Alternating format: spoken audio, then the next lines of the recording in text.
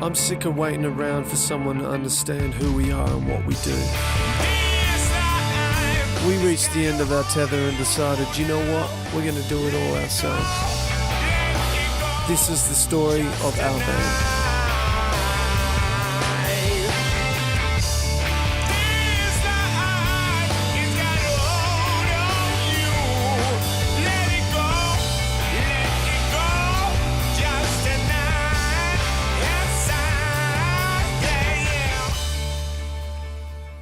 We're off. Taxi. Off to America. We're excited to see all the USAs. Are you okay? Yeah, I'm a bit emotional. Yeah, I'm alright. It's the goodbye, and it's not that I'm upset. It's just that they're sad that you're going. It's kind of weird, but with every kilometre, you get more excited, and the further away from your normal existence you get, the better you start to feel. We just don't know what to expect. None of us know what to expect, especially when we're away for 8 weeks. We just worry about things going wrong, and we all want things to run as smoothly as possible. I guess that's the nervous part. I think probably one of the biggest reasons why we want to go to America is because we've all been hugely influenced by American music. For us to go to America, it's like visiting your hero. The musical climate has completely changed from where it used to be, 40 years ago. I don't think being great musicians is enough these days. You have to be more than that. You have to be cunning and you have to be resourceful. You have to think outside of the box. We've never done anything like this before. When you're so passionate and driven about achieving certain goals, we sort of reached that conclusion that fuck it, we can do this ourselves. What's happening, big guy? Coming into land? Yeah, just feeling a bit ill.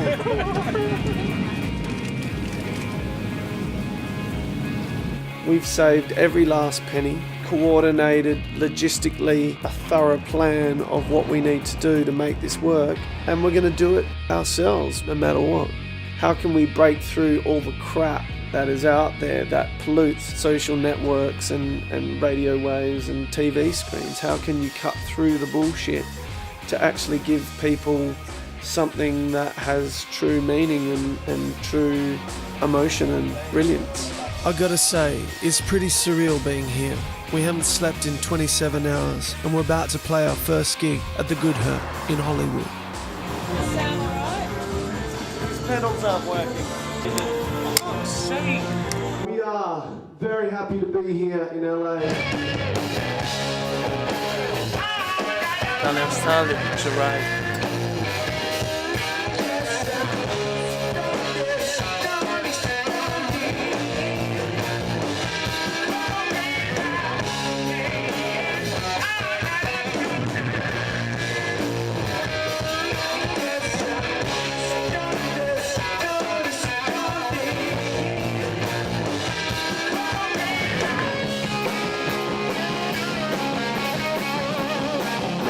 Pockets of music throughout LA, and it's good. A lot of people have fun.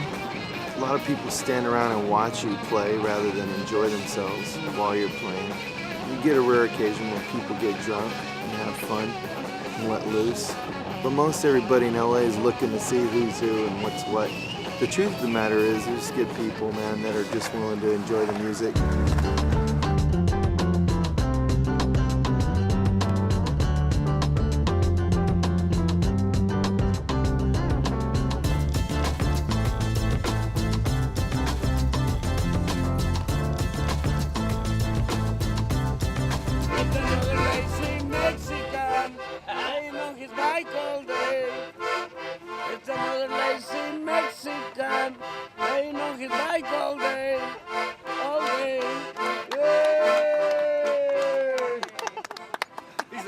It's quite surreal coming here and actually seeing everything, and it feels like you're in a movie most of the time, because for us living in England or in Australia, we were watching this country on the screen.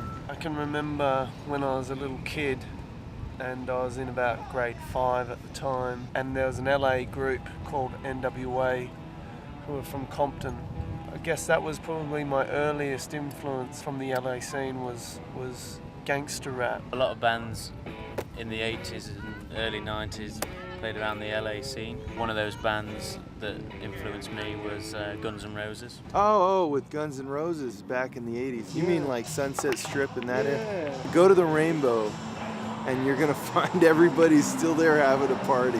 We got fucking beer, we're having it, it's sound, man.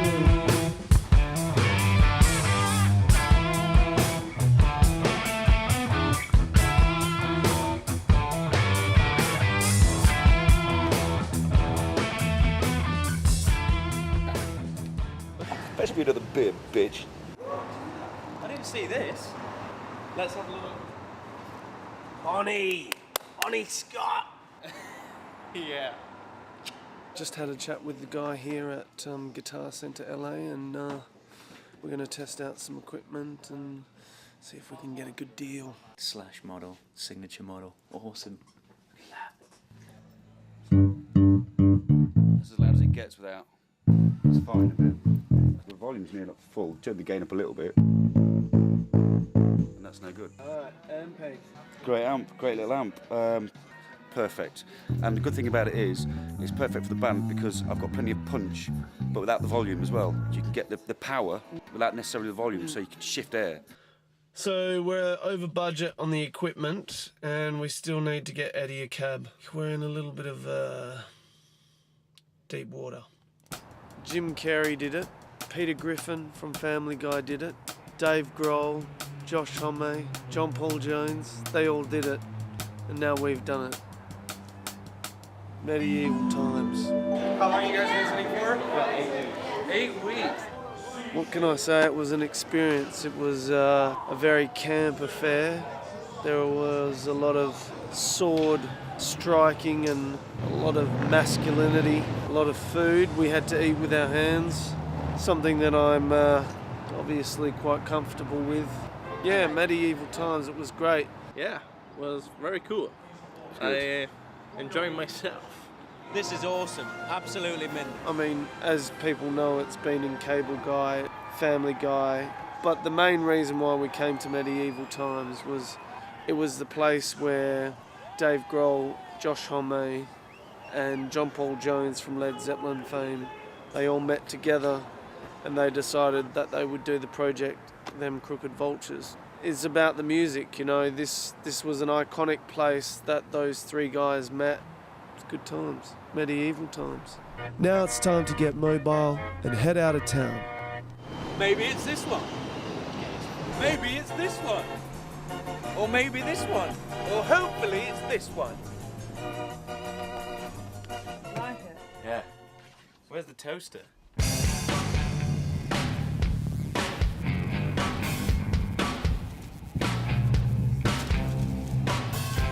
Marina Del Rey. There's an RV park here. That's what we're talking. Malibu would be pretty fucking cool.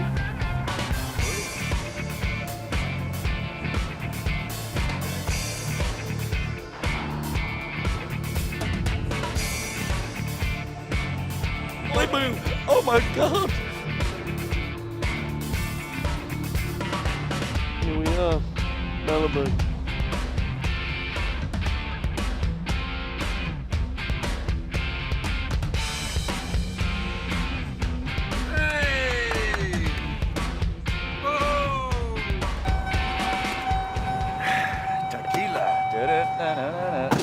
You don't realise until you get here how big the distances are. We have over 4,000 miles to cover in 8 weeks, with gigs everywhere in between.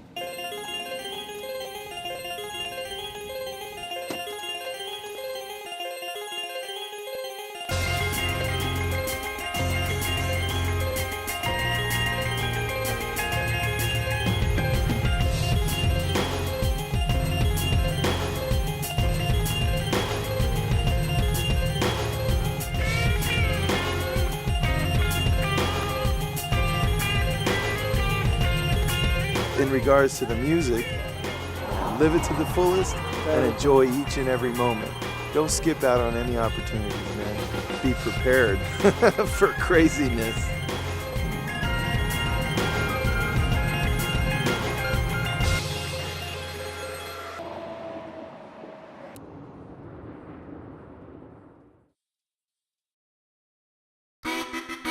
U2, when they did the Joshua Tree album, it was a DJ in somewhere in America that found this album. They went from nothing and they just went boom, fucking rocketed. And Oasis, when they came over here, they were playing Manchester City stadiums and then playing bars like we've been playing bars.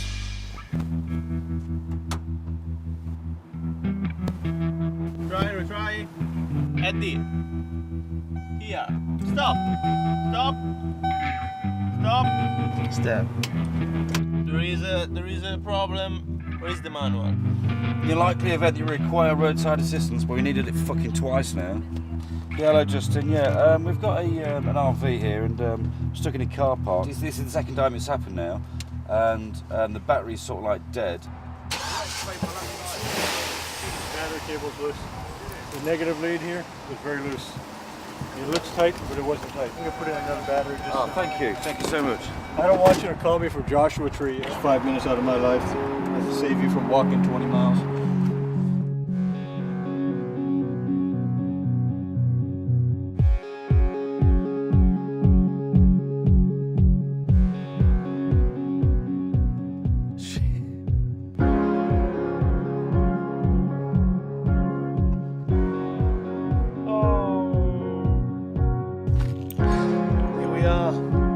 Joshua Tree. Little town of Joshua Tree. It's my first time in USA. This big experience is very exciting. One of my favorite things that I do in USA is jamming in the desert, create music in the desert with the feel that desert can give to us. I gotta admit, this is the first time I've ever seen this. I've been out here for a long time. I've seen a lot of stuff, but this has got to be the first.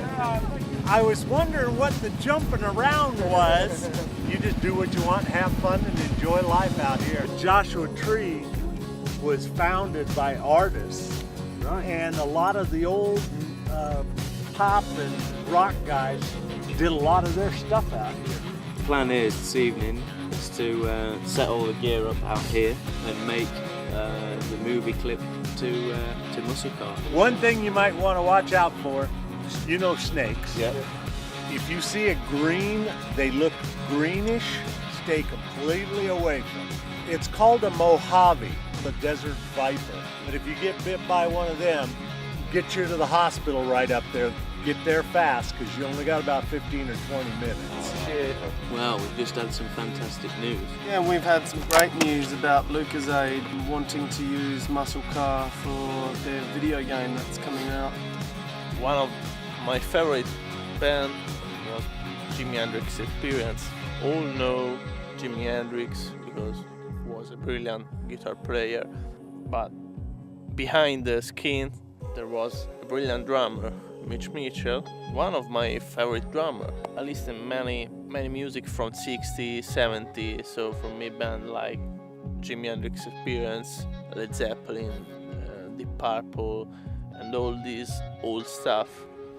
I love this. We just shot the video clip to Muscle Car. Production companies, people on labels, they spend loads and loads of fucking money and they'll be shooting for 2 days at least. We did this with no budget. We did it in half a day. Now we're having our beer and we're in the desert laughing it up.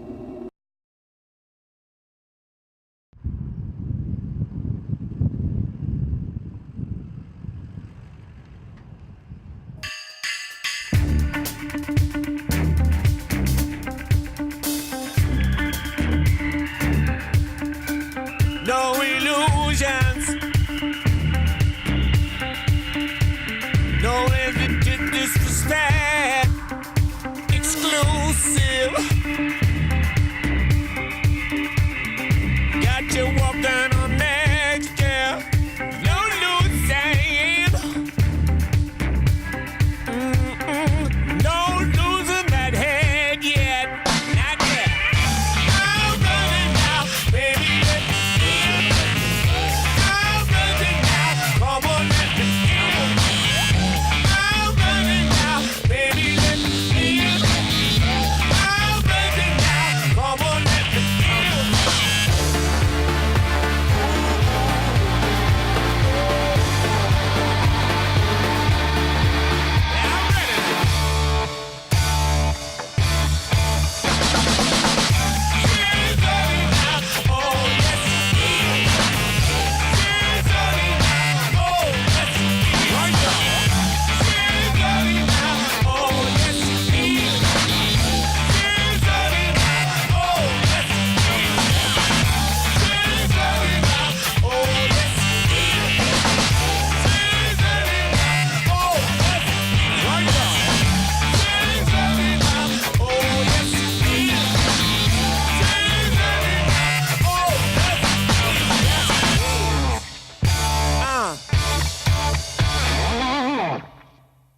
Want a cigar, Mr. Capelle? Want a cigar? Mr. Capelle, get that piece of shit out of my desert, boy.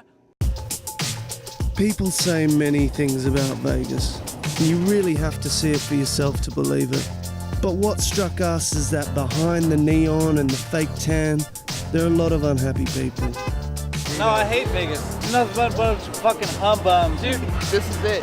You know, lights and gambling, and once you leave the strip, it's quiet. On the strip, everyone can be king for a day. Off the strip, it's just ordinary people busting a nut to make ends meet. When we are dreaming so big, it's quite confronting being in a place where so many dreams have been shattered. Every other billboard offers bankruptcy bailouts or 1-800 numbers for a quickie divorce.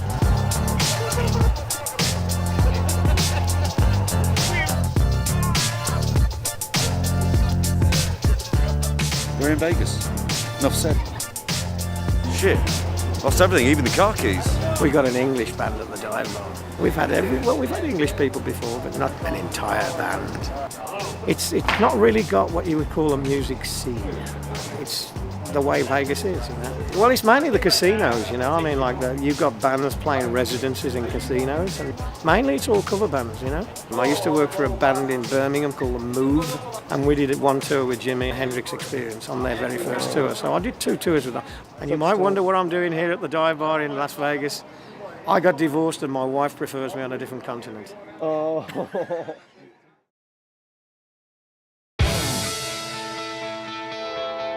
We're back on the road again, heading east through Nevada, down to Arizona, along historic Route 66.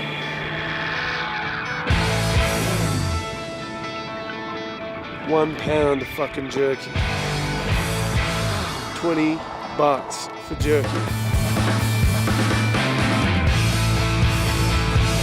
After it exits the turbines, the water flows back into the river some 500 feet below where it started its journey.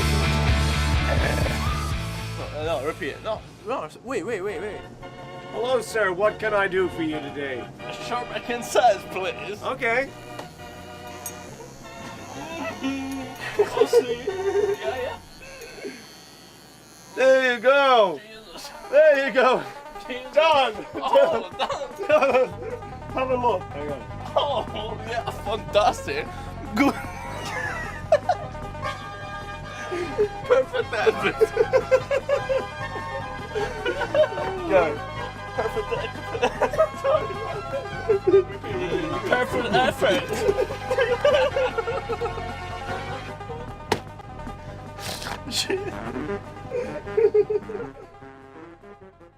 Plan for now is we're going to have a bit of a jam. This is the first time we've ever jammed in a forest. It's pretty fucking wild.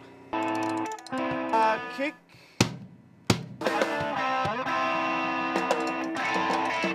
Okay, we're losing light, so let's get on with it.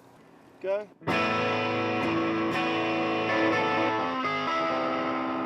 Alright, we're ready. Sounding. We're ready to roll. Sounding good. Like reverb, but deadness as well. It actually sounds tight. It's cool. The following track is completely off the cuff. No editing. We've never played the track before. This is a one-off. The first jam was amazing. It just came out of nowhere. When we were stood there and he opened up with that, I just looked at one of the trees. From that point, I can't really remember much of it. I was just gone, and then Matteo and Eddie came in, and then it just took off from there. It was beautiful. We jammed in the middle of the forest in Grand Canyon. It was a perfect feeling inside the band. We was completely inside the landscape. When you hit like a section and you're like, fuck yeah, this is amazing. Something happens and you all gel together and you go to this place and then you start getting goosebumps all over your arms. And then when it just keeps going and going and goes to all these different places, yet it's like you guys have rehearsed it many times before and it sounds as tight as it does. That is the most amazing feeling, and that's when you feel like as musicians you're all connected together.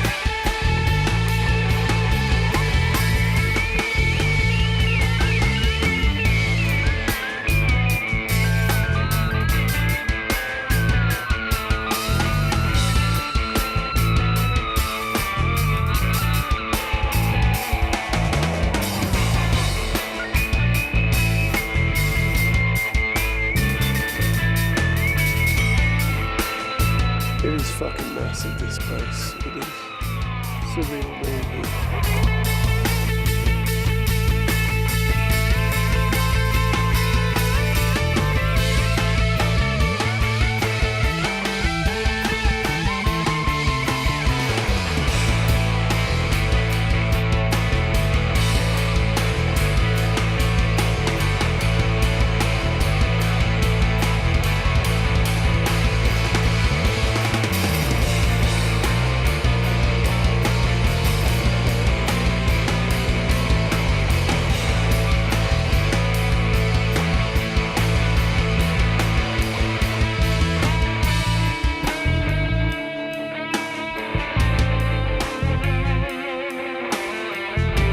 Now, every time I come in, I'm forever doing that, right?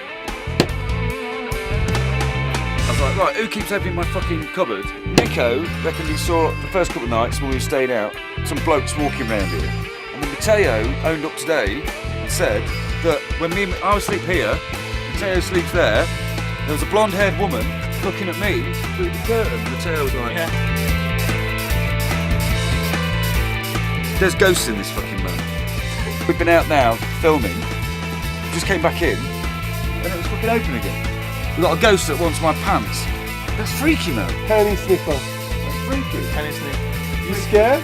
I'm not scared. I'm not scared. It's a sexy blonde, you know what I mean? It's like, no, it's not sexy. Give me a ghost bloke. My ghost is, I saw a woman, like 50 years old, a little bit fat. So it's not a very good woman. Sorry. You know, we're doing things right now that I think very few bands have ever done. Shooting a documentary, shooting this all, recording it all ourselves, you know, in the middle of fucking nowhere. I think that, to me, feels like it's really exciting.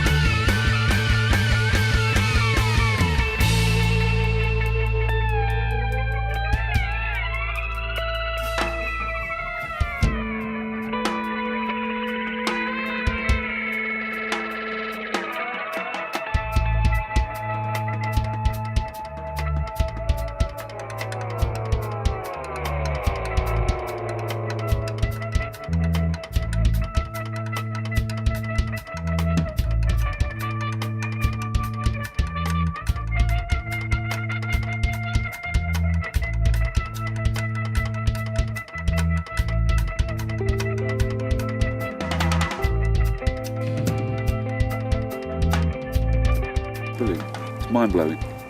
Sort of like outlook on how to go about things. Sort of not so much breaking down barriers, but blowing up the barriers and saying there's no barriers anymore. That's it. You know. I think for me, I feel strongly that you have to develop a feeling and emotion to play from the heart. But at the same time, it's important to have a good musical knowledge to be able to develop it. It's good to have an understanding of where you can take it.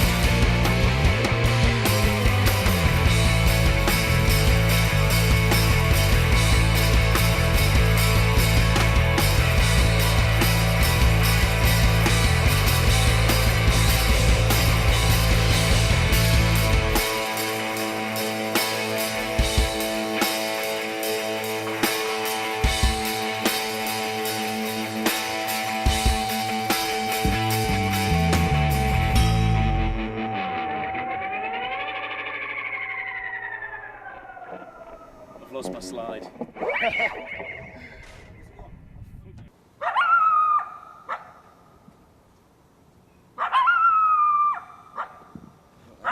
Tracks, coyote tracks from the coyote we heard last night there. Scooted down here, and all the time he's going. We thought that it was going to go back and get the other family coyotes, come back and try and rob us, but no, it just sort of like fucked off. Thank God for that. I didn't sleep very well after that because there's a lot of wood in that van, and because it's got cold last night, it started creaking. So we thought the ghost had come back. It was like a proper Scooby-Doo episode. It was like. Ooh. At one point, I thought Sam was going to jump into mine and Matt's bed, say, "Can I sleep here?"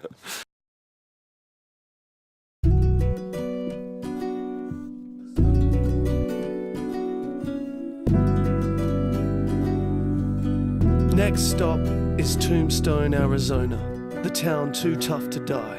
It was one of the last wide-open frontier boom towns in the American Old West. From 1877 to 1890, the town's mines produced around 85 million in silver bullion. The Earp brothers, Virgil, Wyatt, Morgan and Warren, all assumed roles as lawmen at one time or another, which led to conflicts with some of the townsmen. It escalated into a shootout, the now famous gunfight at the OK Corral. The town is now a tourist hotspot, but it gives a taste of the American Wild West.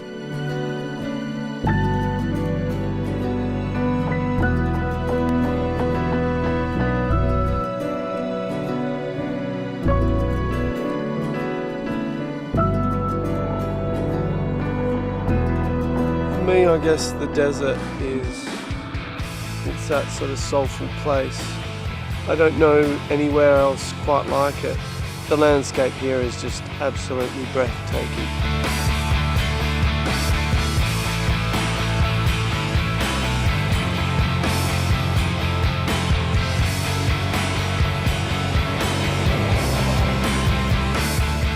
I'm really having the time of my life. I just don't want it to stop. I don't want this journey to end. And I really, really hope that this band gets to where it needs to go. We've got so much to offer. We've got so much to show the world. And I'll be damned if I'm going to give up on what we've got.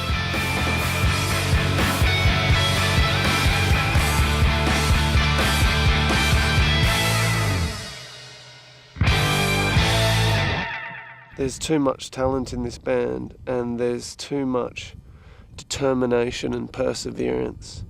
There's too much love and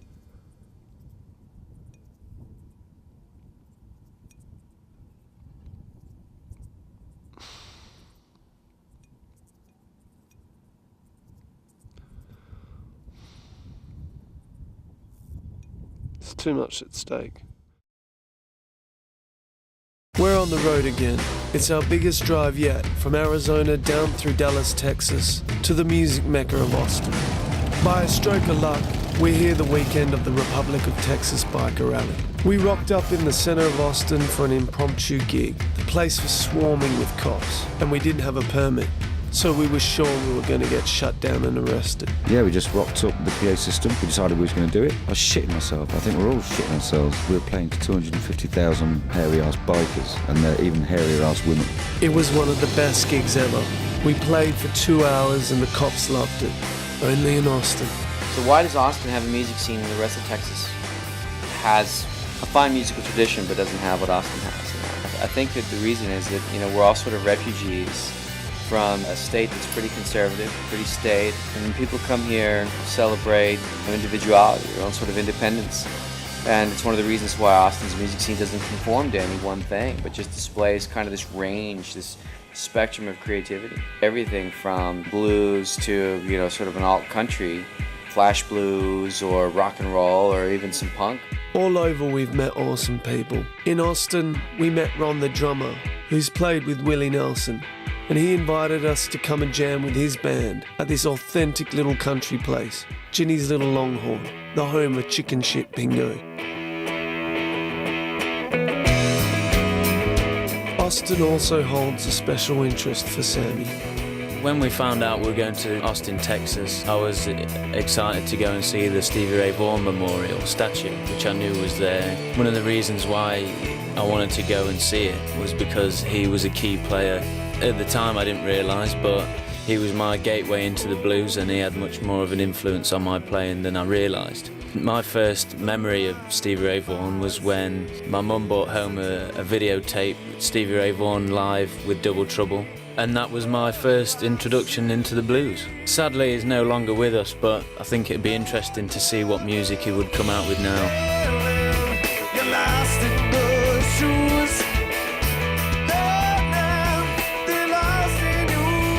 Austin really found its soul and its focus like in the 60s. Everybody points to the heyday of the Armadillo as a gathering place for people of like mind. You had Willie Nelson to Frank Zappa playing in this great place, and the people who ran it were not interested in making a buck. They were just interested in having a great time and putting forward like the best music that they could.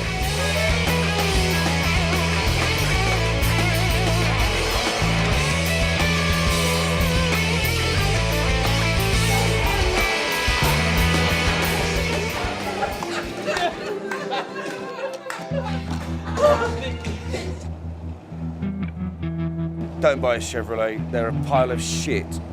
It's either the pile of shit or the fucking ghost has let us down. We were just talking about ghosts, about how incense get rid of spirits, and as soon as Justin said that, accelerator pedal just went ping, then pedal is just to the floor flapping away, dirty fucking rotter. A load of bikers fucking screaming at us. Oh, just nightmare, absolute nightmare. We're right in the middle of the bike rally in Austin. It's not the best place to break down. And that fucking thing's haunted.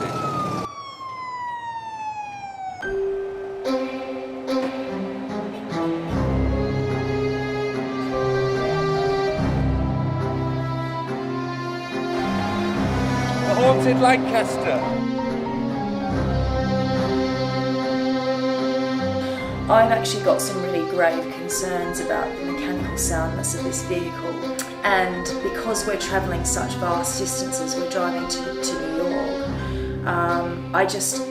I don't have the confidence that other things aren't going to go wrong with it, particularly something as fundamental as the accelerator pedal braking. I mean, what if that had happened at 75 miles an hour on a freeway? I feel really strongly that a new vehicle needs to be sorted today or at the latest tomorrow. I don't have any confidence, and I can't in good conscience put my family at risk like that.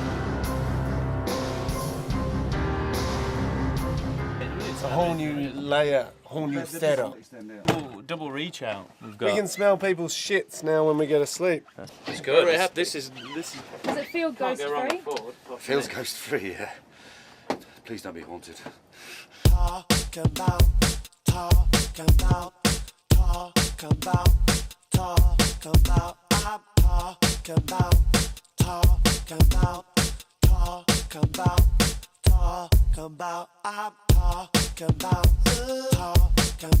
We're all settled in our new rig, so we hit the road to New Orleans.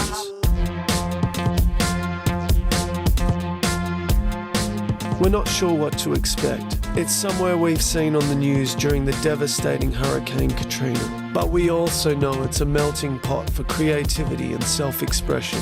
In New Orleans, anything goes.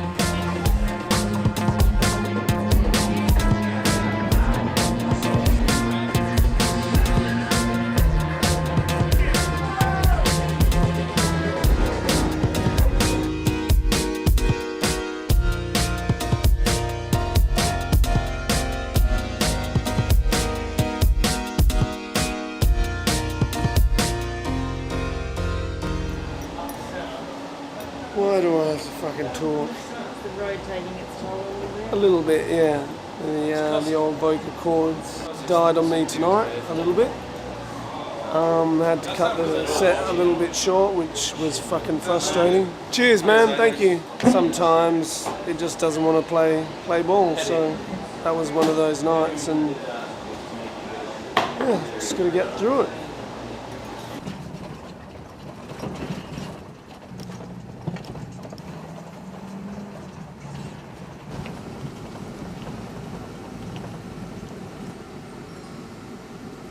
Does he know we're a rock band? Fuck me. What's happened? Well, we're playing in a fucking neighbourhood. It's ridiculous. Well, there should be lights. There shouldn't be fucking neighbours. There'll be neighbours coming around tonight saying, turn it down, it's too fucking loud. Tight squeeze, eh? Tight squeeze like trying to finger a fucking virginal nun.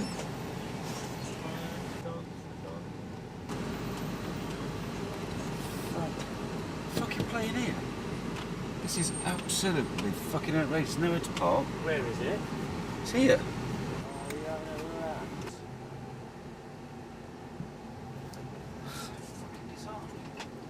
So, you know, all each Tuesday night to this place.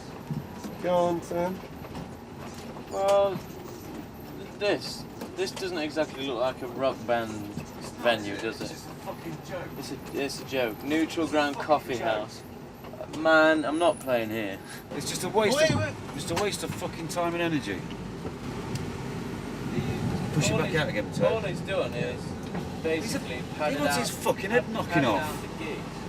He's never even been to the fucking venue. You've never listened to the music by the sounds of it.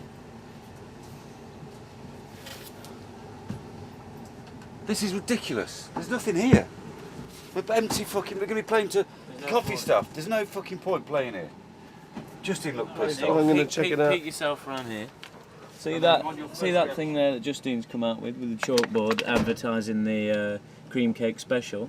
That's where we're playing.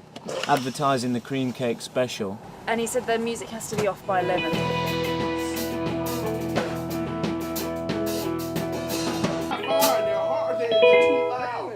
Your instruments are so loud we can't hear your voice. Hang on a minute. Raymond, I was doing this vocal.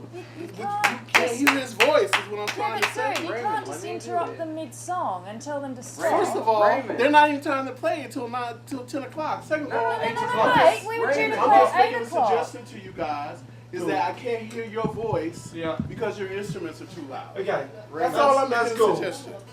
It's cool. I'm not messing with them. We're I'm kind of here midway to through the enjoy song. them as well. It just makes it a bit difficult.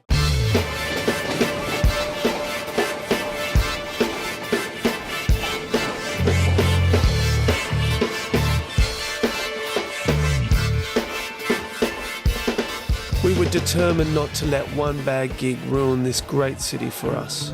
I tell you, get a dog up, yeah.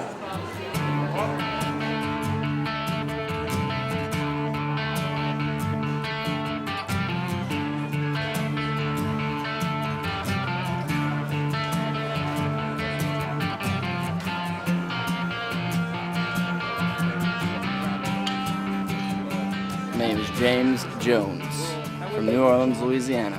New Orleans is known for jazz, of course. You know, historically, New Orleans has been a jazz city. It's the birthplace of jazz, where jazz music started, and a lot of ethnic music. You know, a lot of black music. It's all really great, but in the past, you know, since the 1960s, New Orleans has become a home for every kind of music, from jazz to blues to punk rock.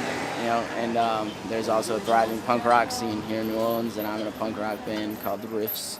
A lot of the songs that I write are a lot about the idealism that was in punk rock, that used to be, anyway. Community, questioning government, you know, and now, but a lot of the punk rock scene here in New Orleans, it's all about apathy and getting wasted.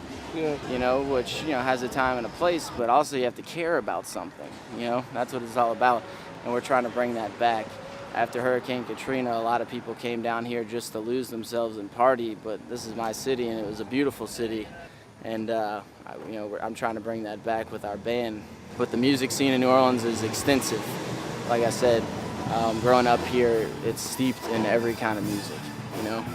At any given time, on the same street corner, they'll have 4 different clubs on each street corner. We've got jazz over here, punk rock over here, rock and roll over here, and whatever, you know. It is a tough scene to get into, but once you're in it, everybody loves you. You know, we're trying to get people from all over the world to come down to our city and play music. That's why we're interested in meeting you guys, you know. Authentic New Orleans music, obviously, would be jazz, but New Orleans took on a lot of outside influence, and also there's a very big hip-hop scene here in New Orleans that came out of the projects and the ghettos.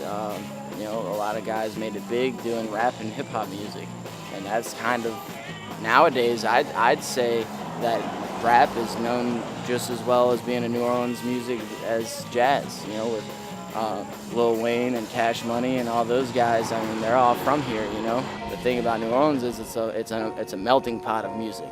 You've got everything, you know, and it can all call New Orleans home.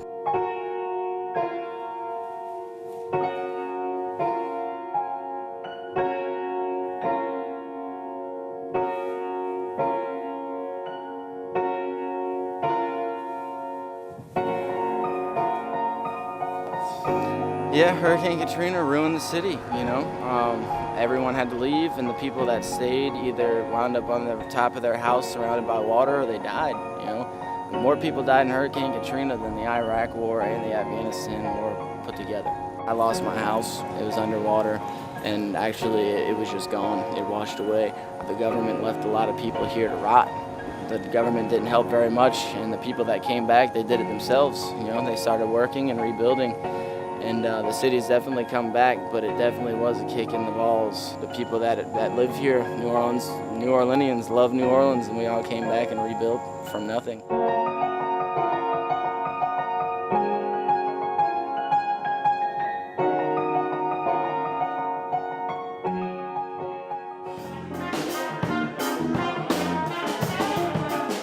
This is our last night in this inspiring place, and it wouldn't be complete without a jam, New Orleans style. The awesome band playing at the time was kind enough to let us get up and do a version of one of our tracks, Juxtapose. Thank you so much. Really appreciate it, man. We love this place. New Orleans. New Orleans, I should say. Shit, yeah.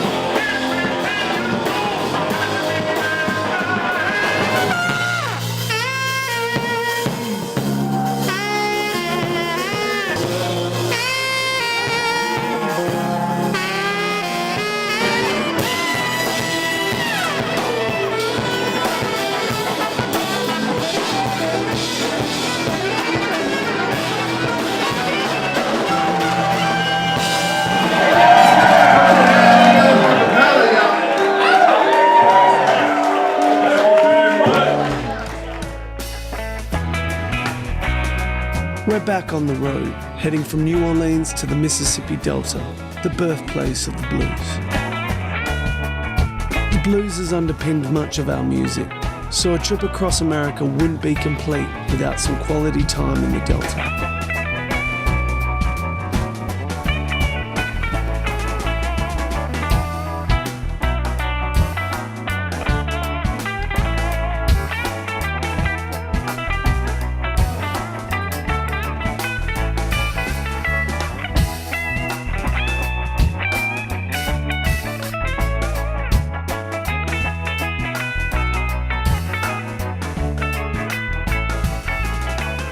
The stress of touring is starting to take hold, and the cracks are starting to show. Touring by its very nature is a really difficult thing to do. People at home who aren't musicians will probably understand it. Oh yeah, you're in a foreign country, enjoying yourself. 5 of you living in a tin can has its problems. You know, you can't do anything without having to, or say anything without having to take other people's feelings and considerations. So you're constantly biting your tongue. They're constantly biting their tongue. The smallest things become the biggest things, and that wears thin after a while. You know, of course there's arguments and there's fraught times, there's things like that, but it's like my dad always used to say, you know, work hard, play hard, and just stay together, and you will make a success of it.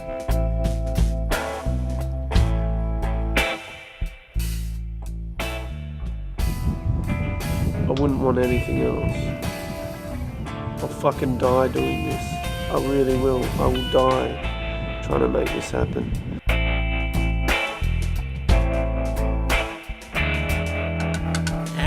You know, especially when you're still aspiring to be up there with the best of them. Throwing down Sometimes you just feel crushed by the existence. Being away from home, there's no privacy. You lose hope at times. But like all the greatest bluesmen and many artists who have been influenced by the blues, we're going to use that struggle to create a blues-inspired jam in the backwaters of Mississippi. What you want from me, but baby, I know exactly what it is I want from you. Some local kids stumbled across our camp. One of them is a budding guitarist. They'd never heard music like ours before, and to be able to reach just one person like that, it's why we make music. We just came out looking around, going down the trail at night, walked up on the RV, come up to see what was going on, and heard a guy with a funny accent talking. And they climbed down and go to talking. Next thing you know, somebody's saying, hey, we're freaking out, wondering if they're gonna get us or not. And turns out nice people and amazing music. So we just kept on walking and I heard y'all talking and I was like, I like y'all's accent. These guys are just awesome in every way. It's awesome people that know how to play.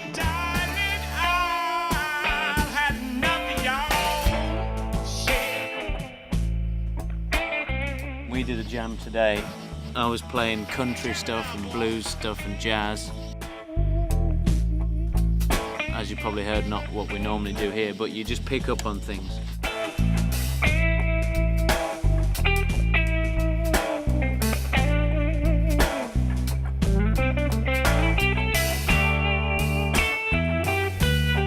They call me Razor Blade. I live here in Cross Hill. This is my home, and I've been a musician all my life. I can feel free when I'm on the stage performing. They think they can kick an old man to the curb. I ain't in no hurry to go to heaven, but I still want to go up in my music career. It's bad to say that I wait till I get to be this old to realize what my real life and mission was. My real life mission is to share my music with the whole world. See, I've been playing ever since I was 6 years old. So now, I done got too old to blow my horn. I ain't got but 2 teeth, but I'm teasing. I'm getting ready to grow me some goddamn teeth. I came down now, and I'm a real blues. I drive what you call a Toyota. I got a Toyota with 4 hubcaps on. The best I can do right now. But I'm having the time of my life. I get a chance to entertain people from all over the world right here at home. That's real. This is how a real bluesman drives, yeah? This is real blues. Yeah, I ain't got nothing in there. But I'll pull up here just as clean as a whistle and get out and they say, where's the Rolls Royce at? Look at this.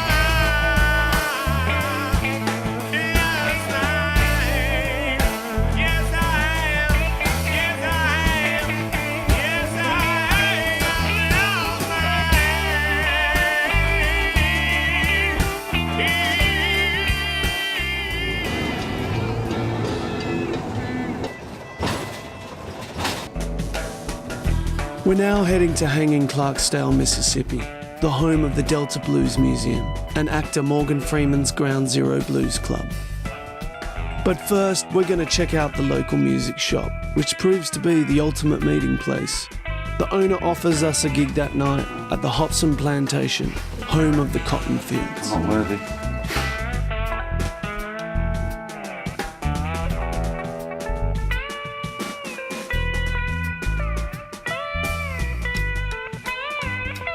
Dirty old fucking blue shirt, that isn't it? Hell yeah.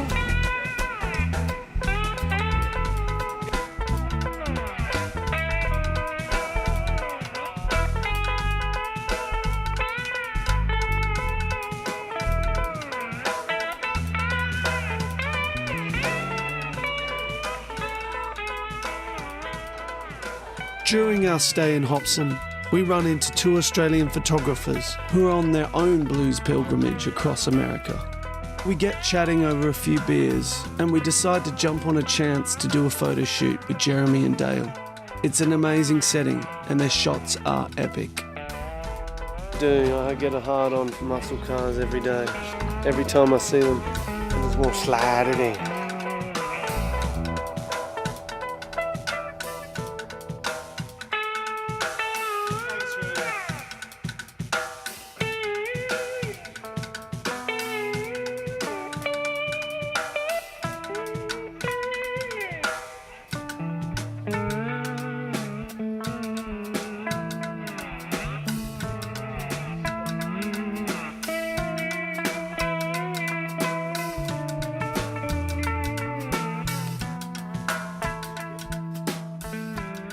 We're all the way from London, and we're touring here. We're a rock band.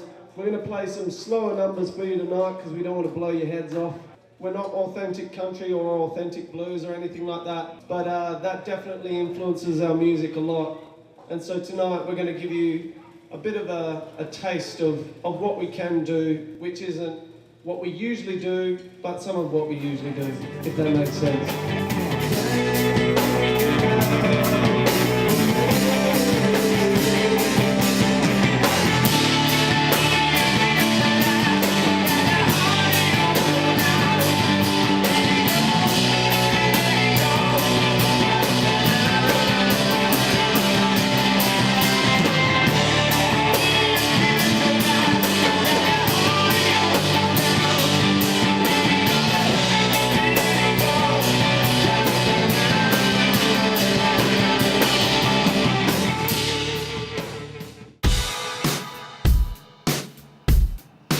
It's now time to head to Memphis in the middle of the pouring rain, home of the king, Elvis Presley.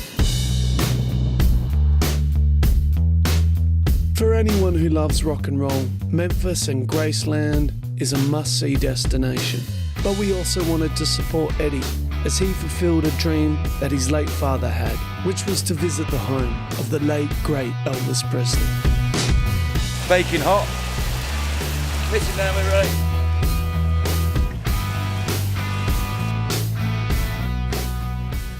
Elvis the King. Said he was going to do it. He did it. Fantastic. Spiritual home of rock and roll, man. Yeah, my dad, he was a massive Elvis fan. When he was about 13, he used to get Elvis monthly, and he had the old haircut, the old sideboards and everything. Even though he used to look like Clint Eastwood, he was a huge Elvis fan. Me and him never really got on that well, and we said some awful things to each other. You know, he didn't want me to be that drunk at the end of the bar that was a musician that never did anything with his life. That bloke that, you know, I could have been someone, or I could have done it. So he pushed me, and I told him that, you know, it takes time to do this type of thing. Yeah, and, you know, the odd comments here and there, and the odd punch-ups and shit. Yeah, really emotional. Well, being in the Air Force, well, being in any armed forces, discipline was uber strict. And, you know, Dad wanted the best for us. Tough love was his motto. You know, tough on your kids. It's all I've spoken at, not to. Here we go, Dad, we're in America, you know. I went to see your idol.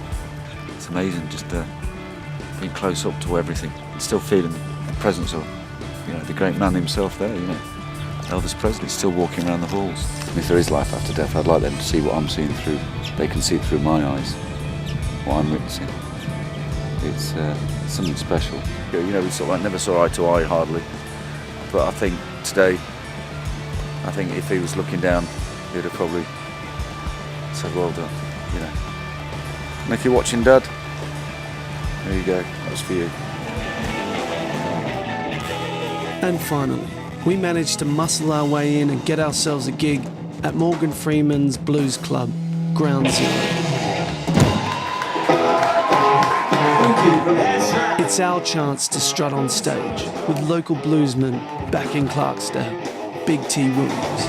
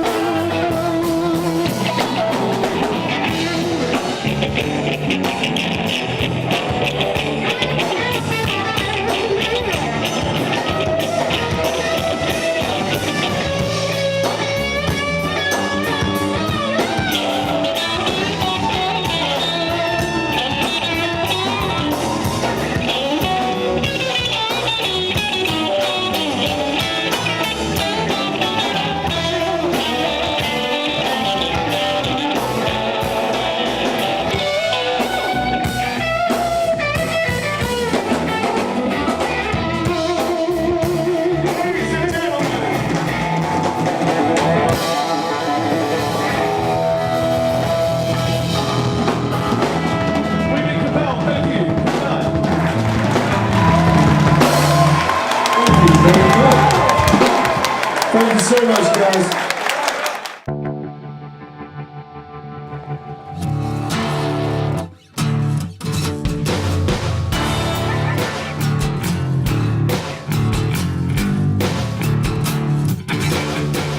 We've just turned up at Tootsie's where we've been booked to play for 3 months, and we've just been told we can't play because they can't possibly have an hour of original rock music in their shit-ass country club.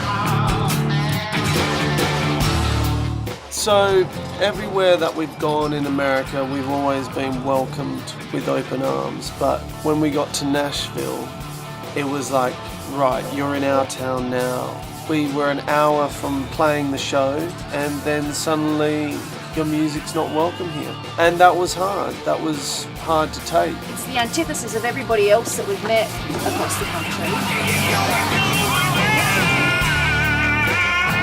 We can't play because we're a rock band and they want country. We decided, right, we're going to make the most out of this, and we hit the streets, and we ended up getting not 1 gig but 2 gigs that night. So we rocked up to this first place, which was called Big Shots. The band was kind enough to let us get up, keeping in mind that this band has been playing a 3-hour set of country music and they're all covers. We thought it was going to go down like a shit sandwich.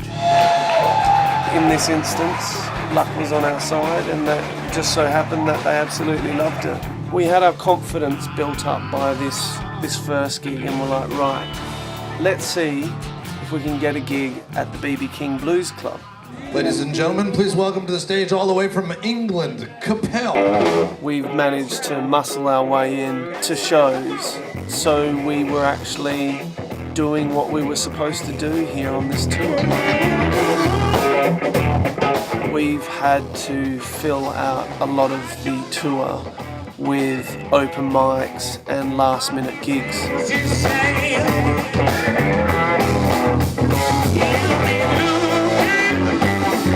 Stacy Mitchhart. I'm a blues artist based in Nashville. The best part of my day is the 4 hours I spend on stage. As a musician, it's like you're naked up there. You know, it's like you're this naked person and you lay out what you do. And if you get zero response, you feel like, man, maybe my shit wasn't right. You know, and then at the end of the song, they respond great. It's like you feel good about it. In order to give to the audience, you want the audience to give to you.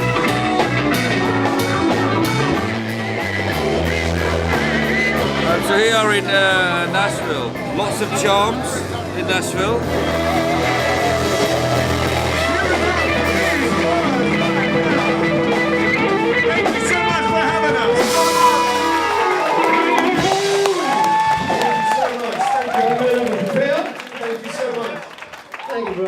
My name is Mike Grimes, co-owner of Grimey's New and Pre-Love Music and The Basement, a live music venue located below Grimey's New and Pre-Love Music in Nashville, Tennessee.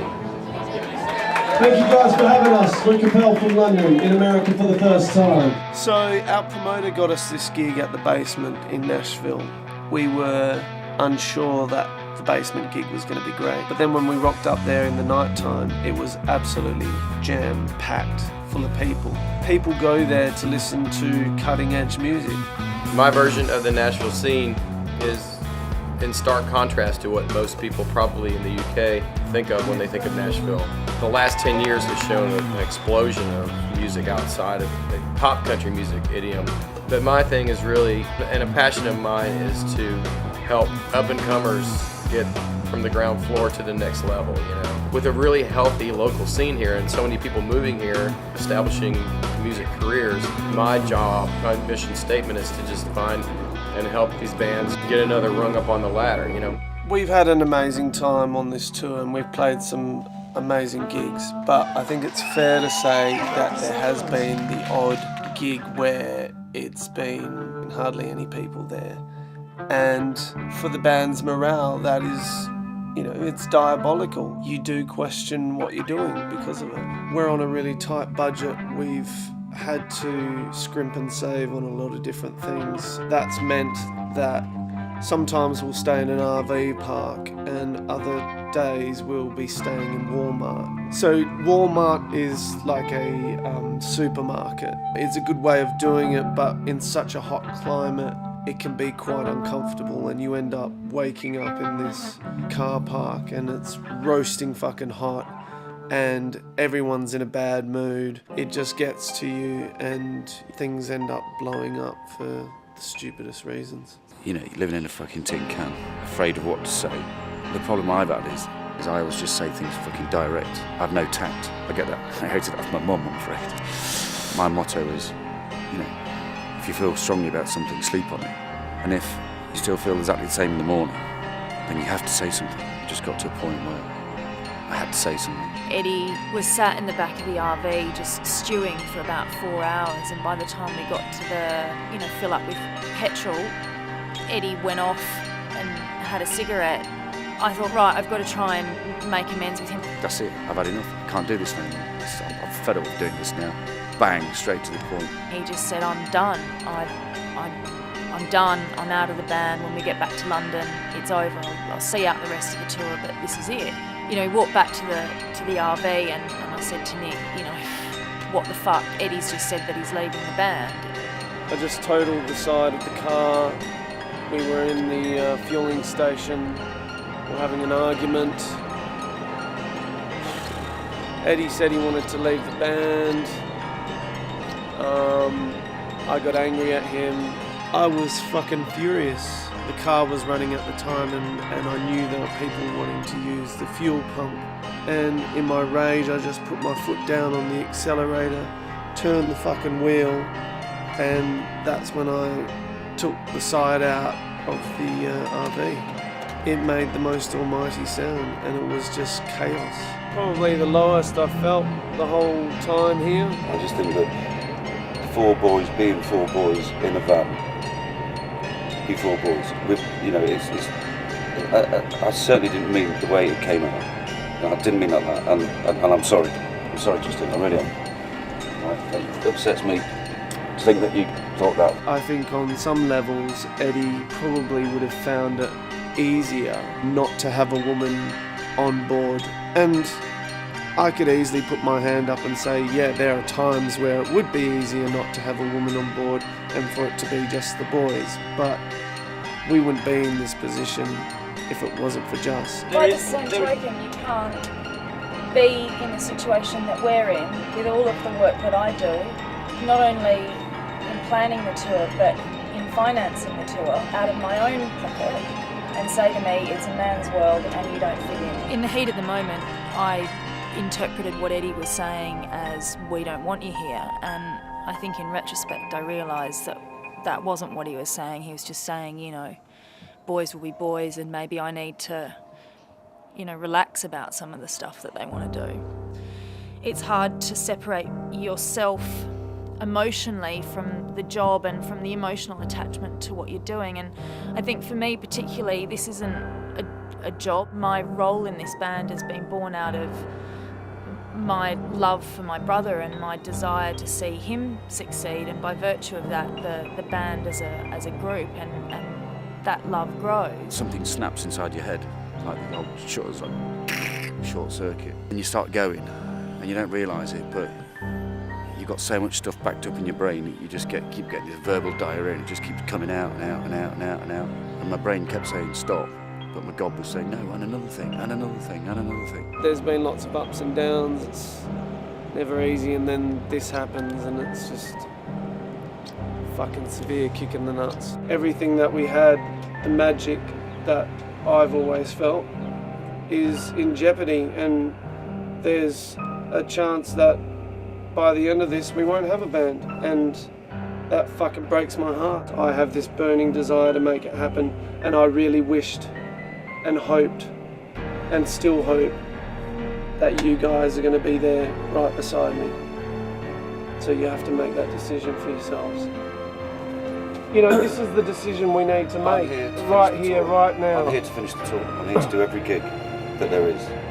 Matteo, what do you want to do? Do you want to finish or do you want to... No, I want to finish. I want to finish. I want to play every gig. There was a lot of issues, arguments, for a small thing that, became big. I fucking worked my ring off for this. I know I'm putting everything on this. And for it all to fucking fall out, you know, like this is not fucking fair. I don't want this to fucking end, you know?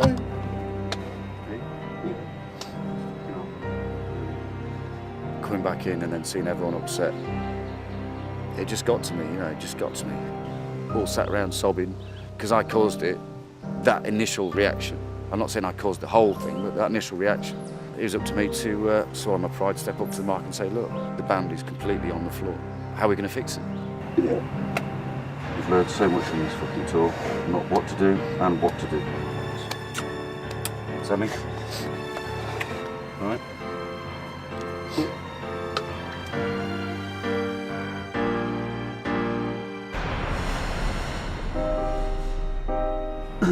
You need to empty your spuds.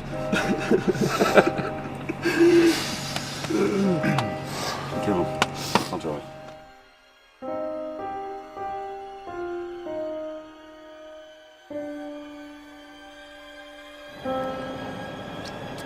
See what happens. We're finally here. We're in New York City. It's the end of our tour and we're all feeling tired and a bit broken. You're all together for a long time and you've just got to see it through. You can't escape it. You're sort of forced to just get along, and that's a good thing. It's one unique life, you know, 5 people in one unique life. After the accident, I think we have restart a new life. Can I just say, can we just fucking love each other and get on with what we've got to do? Yeah. It's just important to move forward as a group and to really value what an amazing opportunity we have. New York City for us is a pinnacle moment. It's one of those towns where everyone's trying to make it, everyone's trying to do something. You walk down the street and there are people filming. You know, you walk into Starbucks coffee, there's a girl who's got legs to heaven and a modelling agency lookbook, and she's out there strutting her stuff, trying to get seen as a model. You know, you see artists, musicians walking around the place, kids from the film school, the New York Film School, they're out there in Union Square and they're shooting little mini films, and everyone's trying to get somewhere in this town. These guys are absolutely unbelievable. They are something else. They've got a lot of talent, a lot of drive, a lot of devotion, dedication. They rip it out, and so much heart. I've known Nick for a long time, probably longer than just about anyone he knows. He's come a long way, but he's still belting him out just as he used to. He's got a heart bigger than anyone I've ever met. And you know, he will put everything into this band, and he already has, and he will continue on to do so. And geez, I hope these guys make it. Performances like big tonight, time. they are going to be big. There is no doubt about that in my mind. Absolutely exceptional. This has not broken us. We will fucking die for this.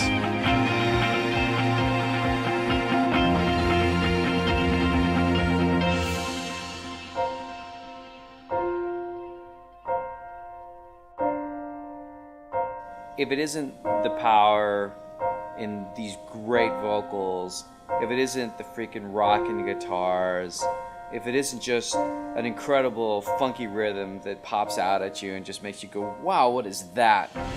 It's gotta be because of the fine people and the earnestness and the determination of something that's just fermenting and just waiting to just explode. Eddie's just come through passport control with 4 cans of beer. They've gone through every single piece of his bag, swabbed it for bomb material. Pigs have only gone and nicked my beer. Can't take it on board.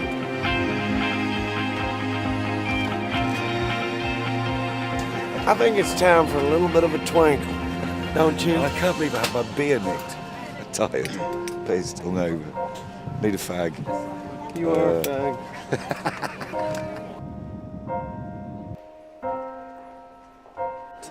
Look after yourself. You too, man. And we'll be staying We'll in take touch. it easy. Safe flight back to IT. The end of the show, not the end of the band. Thank fuck. When you get back home, everything feels like it was a dream.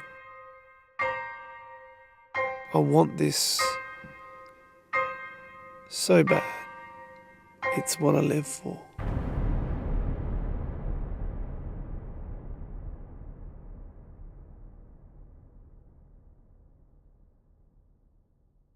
Well, you say tomato, I say tomato, you say tomato, I say tomato, tomato, tomato, tomato, tomato. Let's call the whole thing off.